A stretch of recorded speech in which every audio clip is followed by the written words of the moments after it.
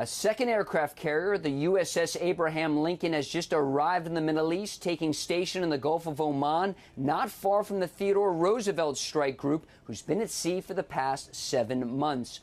Earlier, Israel's new ambassador to the United Nations said this will help deter Iran. It sent a very clear message to the Iranians: stay out of it, stay out of this war.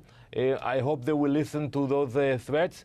But we need the support. Biden's top military advisor, the chairman of the Joint Chiefs of Staff, General C.Q. Brown, is in Israel Sunday to share intelligence and help coordinate efforts. He was in Jordan Saturday, as you can see here, meeting with his Jordanian counterpart. The U.S. Navy now has 2 carrier strike groups in the region. Both came from the Pacific, leaving none there right now. The Navy has also positioned 4 guided missile destroyers in the eastern Mediterranean to protect the skies over Israel from incoming ballistic missiles from Iran or potentially Yemen. Guided missile submarine Georgia, armed with over 150 Tomahawk cruise missiles, also remains in the Med. Here's New Jersey Democratic Senator Cory Booker earlier. We know the most urgent issue right now is ending this awful conflict in the Middle East, bringing about a ceasefire and stopping this from expanding to a wider arena. When it comes to those ceasefire negotiations, Senator Lindsey Graham had the following suggestion. If I were the state of Israel, I would tell the Ayatollah,